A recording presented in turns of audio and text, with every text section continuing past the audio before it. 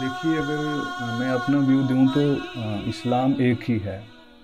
ये बाद में टर्म्स आई हैं, मॉडरेट इस्लाम, रेडिकल इस्लाम। मुस्लिम मॉडरेट हो सकता है, मुस्लिम रेडिकल हो सकता है, लेकिन इस्लाम एक ही है।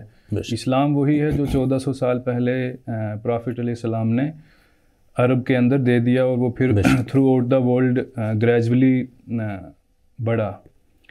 तो अगर आप कुरान के टेक्स्ट को देखें, हदीस के टेक्स्ट को देखें, तो आपको बहुत सारी जगह पे जो बेहतर तरीका या जो बेहतर रास्ता या जो बेहतर पाथ बताया गया है वो मॉडरेट, बैलेंस्ड और मिडल पाथ बताया गया है। बेशक कि एक्सट्रीमिज़म की कोई जगह नहीं है इस्लाम में, कि आप ना इधर एक्सट्रीम में जा सकते हैं ना उधर एक्सट्रीम में जा सकते हैं। फॉर एग्ज़ाम्पल, अगर आपके सामने किसी के साथ इनजस्टिस हो रहा है तो आपको बैलेंस तरीके से उसके हक़ में बोलना है, या ये कोशिश करनी है कि उसको जस्टिस मिल जाए।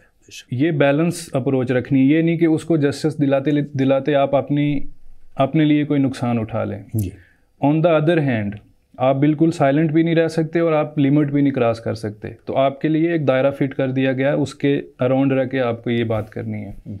अगर हम बात करें आज के टाइम में वेस्टर्न पर्सपेक्टिव में या वेस्ट एशियन पर्सपेक्टिव में या इंडियन पर्सपेक्टिव में कि मॉडरेट इस्लाम क्या है, तो मॉडरेट इस्लाम अगर आज देखें, जो इस्लाम की रूह है वो मॉडरेट इस्लाम ही है, जिसको अनफॉर्चुनेटली आज के टाइम में बहुत कम पाया जाता है मुस्लिम कंट्रीज़ में या even other non Muslim countries में जहाँ मुस्लिम रहते हैं। तो मॉडरेट इस्लाम वो है जिसको सूफिया ने अडॉप्ट किया, जिसको सूफ़ी सेंट्स ने अडॉप्ट किया। उस इस्लाम को उन्होंने प्रैक्टिस में लाया और उनके थ्रू वो थ्रू आउट द वर्ल्ड जो है चला।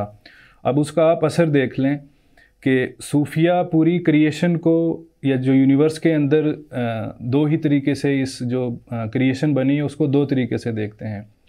एक क्रिएशन है और एक क्रिएटर है, कि मतलब एक खालिक है और बाकी मखलूक है। उसमें वो हिंदू, मुस्लिम, क्रिश्चियन या ज्यू या किसी दूसरे मज़हब के तौर पे वो डिफ्रेंशिएट नहीं करते उसको। तो वो हर इंसान को खुदा और इंसानियत के बीच में देखते हैं। तो यही ओरिजिनल इस्लाम है, या यही स्पिरिट ऑफ इस्लाम मैं कहूँगा इसे। तो आज के टाइम में अनफॉर्चुनेटली ये बहुत कम है।